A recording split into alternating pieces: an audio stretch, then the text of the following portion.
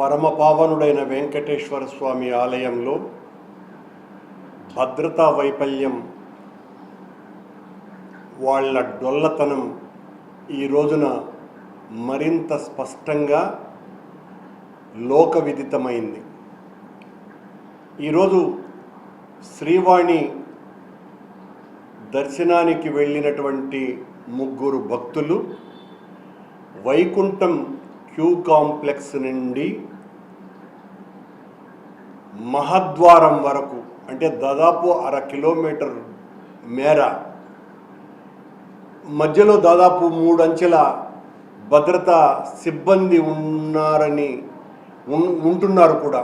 ఉండినా వీళ్ళు పాదరక్షలతో మహద్వారం వరకు రావటం తిరుమల తిరుపతి ఆలయ చరిత్రలోనే ఇలాంటి దుర్ఘటన జరగటం మొదటిసారి. శ్రీవారి ఆలయ 4 మాడ వీధులలో పాదరక్షలు ధరించటం మీద నిషేధం ఉన్నది. కానీ ఈ ముగ్గురు భక్తుల్ని వైకుంఠం క్యూ కాంప్లెక్స్లోనే ఎలా రానిచ్చారు? మధ్యలో భద్రతా సిబ్బంది, విజిలెన్స్ వాళ్ళు ఎందుకు అడ్డుకోలేకపోయారు? మహద్వారం గేటు దగ్గరి వరకు కూడా వాళ్లను పట్టించుకోకుండా పోవటము అంటే తిరుమల తిరుపతి దేవస్థాన పాలనా వ్యవస్థ ఎంత అధ్వాన్నమైనటువంటి పరిస్థితుల్లోకి వెళ్ళింది ఈ కూటమి ప్రభుత్వంలో అన్నది స్పష్టంగా తేట తెల్లమైపోయింది.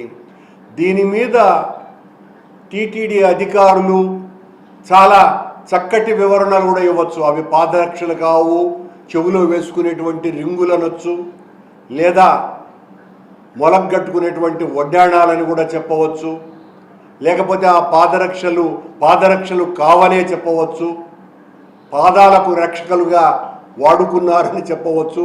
ఇలా ఏ రకమైనటువంటి బుకాయింపులైనా ఆడవచ్చు. కానీ ఏ రకమైనటువంటి బుకాయింపులు ఆడినా పాదాలకు రక్షణగా ఉండేటువంటి పాదరక్షలని ఎట్టి పరిస్థితుల్లోనూ కూడా వైకుంఠం క్యూ కాంప్లెక్స్ ముందు నుంచి అనుమతి లేదు అన్నది తేట తెల్లమైనటువంటి విషయము.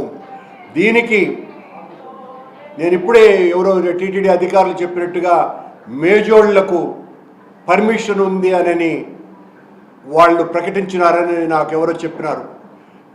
మేజోళ్లకు పర్మిషన్ ఉంది అన్నది ఏ బోర్డులో నిర్ణయించినారో ఆ బోర్డు తీర్మానాన్ని బయటికి తీయాలి. ఏ ఆగమ సలహా మండలి నిర్ణయించిందో, ఏ ఆగమ సలహా మండలి సలహా ఇచ్చిందో ఆ ఆగమ సలహా మండలి యొక్క తీర్పును కూడా చెప్పాల్సినటువంటి బాధ్యత టీటీడీ అధికారుల మీద ఉంది. మేము కొండ మీద జరుగుతున్నటువంటి అపచారాలను గురించి మాట్లాడితే దాని మీద వితండకరమైనటువంటి వాదనలు, వివరణలు ఇచ్చి సరిపుచ్చుకోవాలంటే కుదరదు. నిరంతరం ఈ కూటమి పాలన ప్రారంభమైనప్పటి నుంచి చంద్రబాబు నాయుడు గారు కొండనంతా కూడా ప్రక్షాళన చేస్తున్నాను అని చెప్పినప్పటి నుంచే ఈ రకమైనటువంటి సంఘటనలన్నీ కూడా వరుస చైన్ లాగా జరుగుతున్నాయి. అంటే దీన్ని బట్టి చూస్తే ప్రక్షాళన అంటే ఇదేనా చంద్రబాబు గారు అనేటువంటి అనుమానం భక్తులందరికీ వచ్చేటువంటి అవకాశం ఉన్నది. మేము ఈ తప్పు జరుగుతున్నది అని అంటే మా మీద వ్యక్తిగత దాడులకు దిగుతున్నారే తప్ప నువ్వు నాస్తికుడు, నీకు అసలు భక్తే లేదు, ఇలాంటివి మాట్లాడితే ఉపయోగం లే.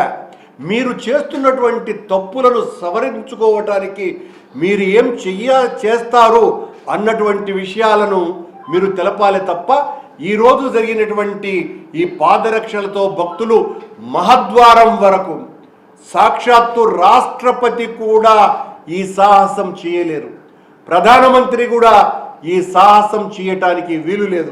అలాంటిది ముగ్గురు భక్తులు వైకుంఠం క్యూ కాంప్లెక్స్ నుంచి మహద్వారం వరకు పాదరక్షలతో వచ్చారు అంటే ఈ అధికారుల నిర్లక్ష్యం, ఈ కూటమి యొక్క పాలన పరిస్థితి ఏ దుస్థితిలో ఉన్నది అనటానికి ఇది స్పష్టమైనటువంటి రుజువు. చాలా స్పష్టంగా భద్రతా వ్యవస్థ యొక్క డొల్లతనం ఏంది అన్నది స్పష్టంగా తెలిసిపోతున్నది.